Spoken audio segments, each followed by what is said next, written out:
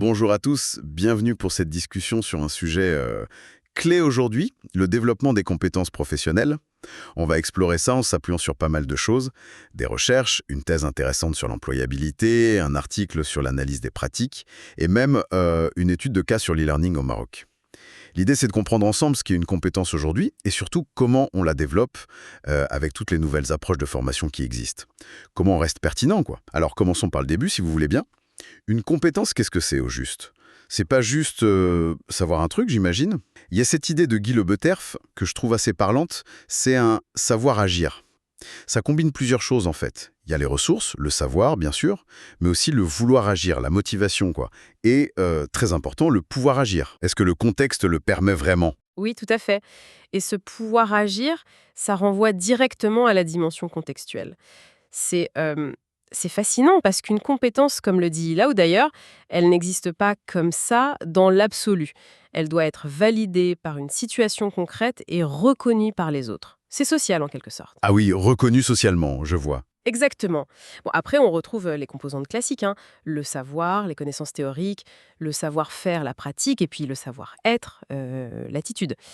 Mais cette reconnaissance sociale, ce contexte, ça change tout. D'accord, c'est complexe et ça dépend beaucoup de la situation.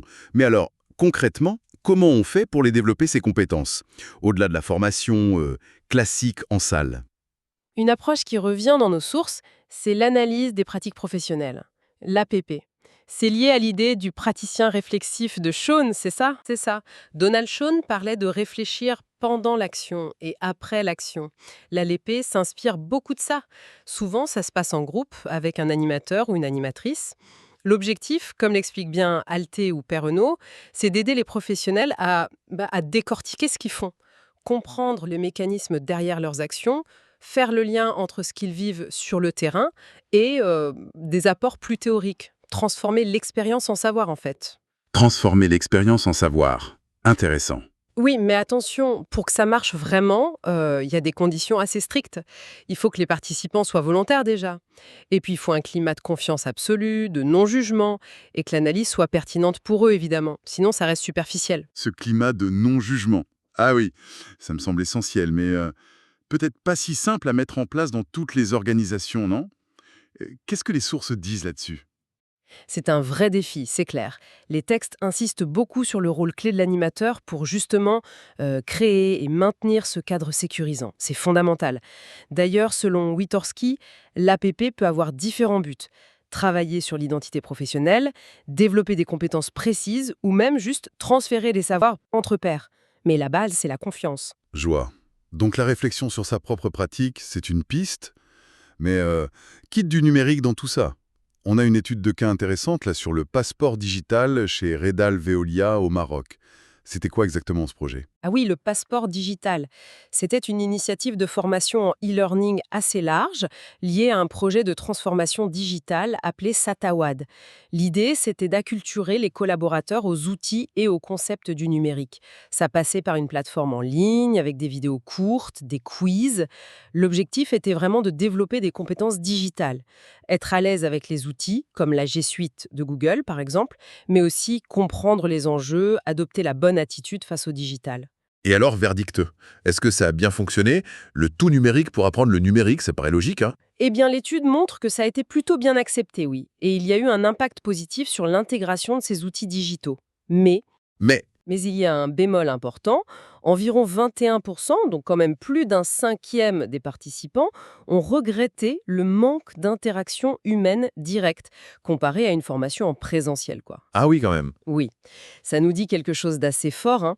Même pour le digital, le besoin d'échange, de contact humain, il reste très présent.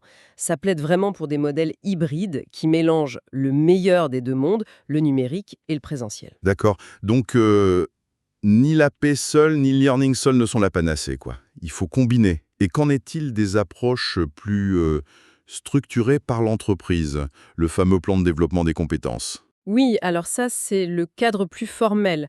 Le plan, ça regroupe toutes les actions de formation que l'entreprise décide de mettre en place pour ses salariés. Ça peut être du présentiel classique, bien sûr, mais aussi de plus en plus la formation en situation de travail, la FEST, ou la validation des acquis de l'expérience, la VAE, du coaching, de l'e-learning aussi. Une des sources vidéo rappelait même l'obligation légale en France, au moins une formation tous les 6 ans pour chaque salarié. Mais au-delà de l'obligation, C'est stratégique pour l'entreprise.